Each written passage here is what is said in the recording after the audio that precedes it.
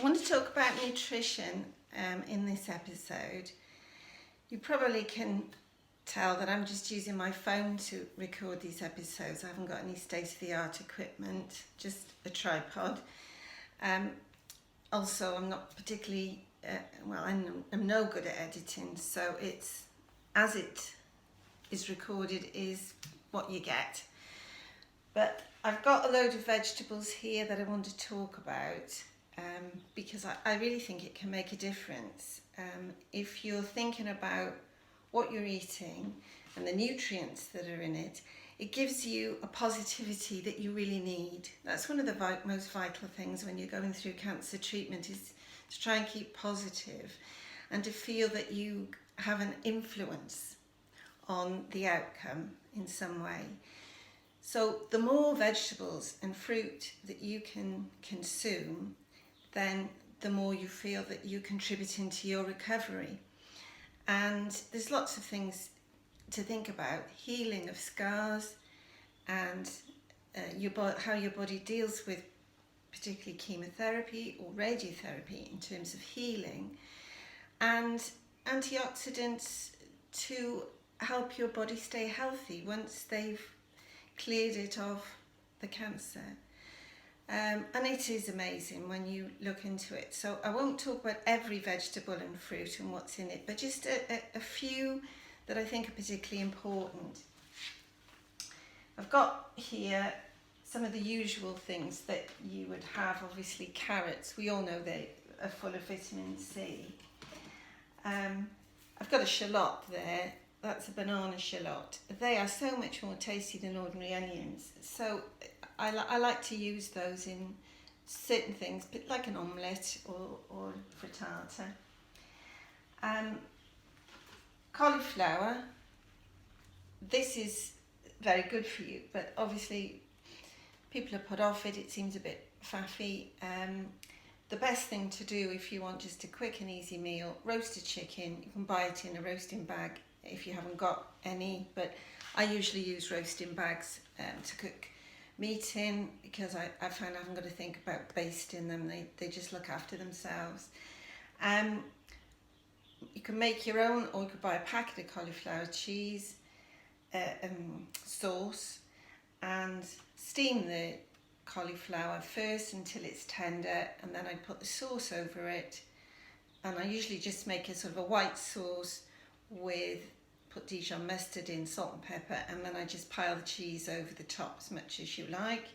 If you don't want a lot of cheese, then you can use something like Parmesan, which gives you a good flavour without quite the volume and the calories and the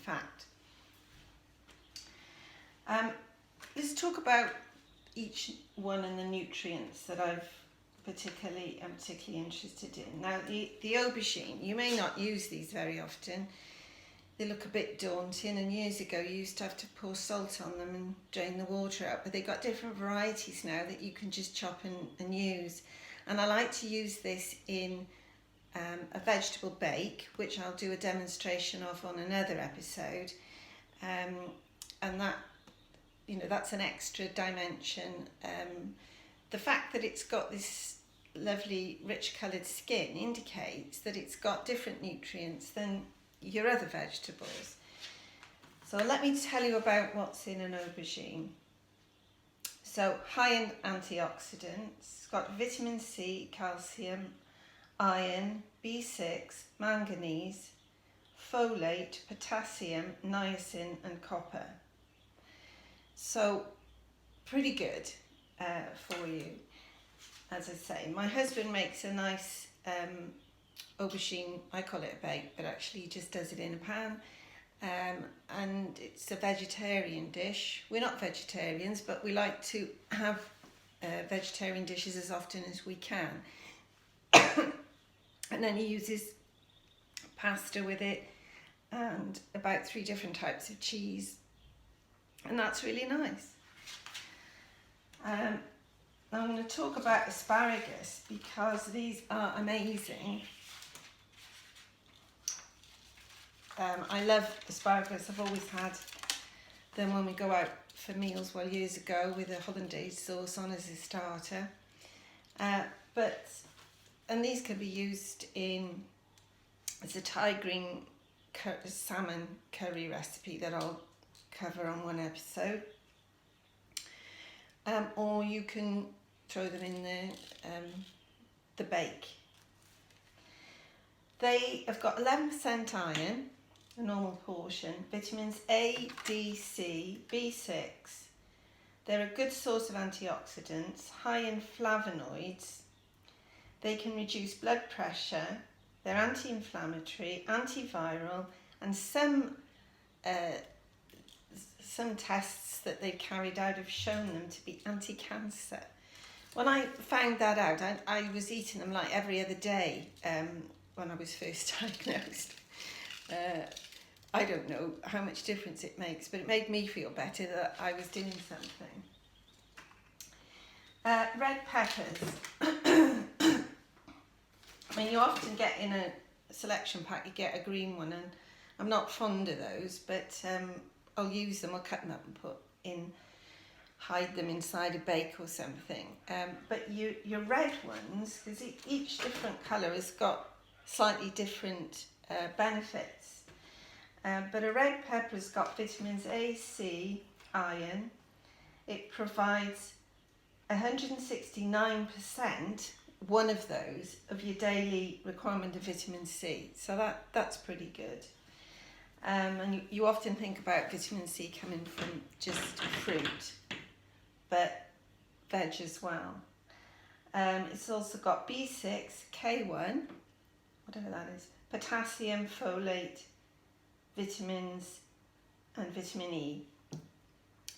So I try and use as much of these as I can, whether it's in a curry or a bake or anything really. Get those into you. Going on to fruit, when I have my smoothie in the morning, my husband has a smoothie as well. He does a different set of things which he enjoys, and whatever suits you. But I read about pears and how good they were, so I will have one large banana or two small ones and a nice large pear, and I have them on the go. So there's the sort of ripe ones to use now, there's the ones just coming along, and then there's the ones that'll be ripe next week, because otherwise you just got hard pears. So they are high in folate, vitamin C, copper, potassium, polyphenol, antioxidants, vitamin K. So that's quite a lot for one piece of fruit. And all of these things, when we talk about antioxidants, they protect against free radicals, which is what ages you, what causes you to become unwell. So it's all good. Going back here to this massive butternut squash. I love butternut squash because they are give a different sort of texture and flavour to put in soup. I put them in my chicken soup, which I will do a demonstration of in a different episode. But you can also put them in brownies. So when I'm eating my brownies that I cook with these and 70% chocolate, then I feel that I'm not really cheating, I'm having something nutritious.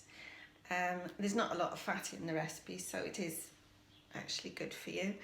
And we know that dark chocolate is also full of antioxidants, so win-win. Leeks. These are underestimated really. Living in Wales, we are very fond of our leeks. But I like to put them in my chicken soup because I think it gives a different texture and a deeper flavour. I put an onion in as well, but I think this enhances the flavour, and I'll show you how to do the chicken soup. Celery, obviously. I like to vary the onions that I use, and particularly when I do vegetable bakes, I like red onions, so it's good to keep white and red onions in if you can. obviously garlic is really good for you. Most people like it now, not like back in the 70s. And my father, I remember, wouldn't come in the room that I worked in, because I worked for him for years. If I'd had garlic for lunch, you couldn't stand it. you couldn't eat it either. But most of us love it, and we use it in most meals. And avocados, the secret is getting them so that they are nice and ripe when you use them. But these are marvellous. They're so full of good oils for your hair and your skin.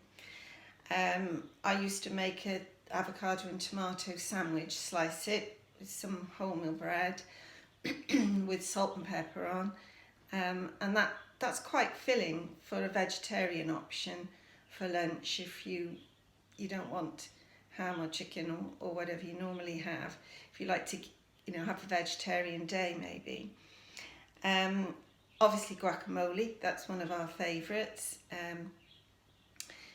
And we have that in the summer I make a homemade coleslaw, which I get a hard white cabbage and red cabbage, carrots, red onion and a white onion, and I'll put olive oil, low fat mayo and low fat salad cream. I slice you might want to use a tool, electric tool, but I get a sharp knife and I slice the cabbage really fine, and then the same with the onion, and grate the carrot and mix it all up, and you can keep that in the fridge for days. And we love that in the summer. If you don't want to go to the trouble of making a salad, if you've got a load of that, you can have some fish or some chicken and just have a big pile of the coleslaw, and it's all raw and it's all fresh. And then we might have some guacamole as well with that. So live yogurt, and I haven't got mushrooms here to show you, but mushrooms and live yogurt are really good apparently for the bacteria in the gut. And the more diverse vegetables that you eat, the more different bacteria you have. And the studies are now showing that it makes a massive impact on our immune system, whether we've got healthy bacteria in the gut. And that can help us to overcome illness, fight off viruses, particularly pertinent at the moment, and help our bodies to heal after we've been through treatment or surgery. So it's worth getting in some live yogurt and putting mushrooms into your recipes. So on a separate episode, I will show how I make my smoothie. I'll do the vegetarian tray bake chicken soup, salsa verde with salmon, and maybe the cauliflower cheese. Just, if you're watching these episodes, I'd like you to keep watching and feel that we're in this together, and that I can offer some suggestions that helped me. Again, I'm not a chef, just 40 years of cooking for the family and being interested in nutrition and how it can affect your health.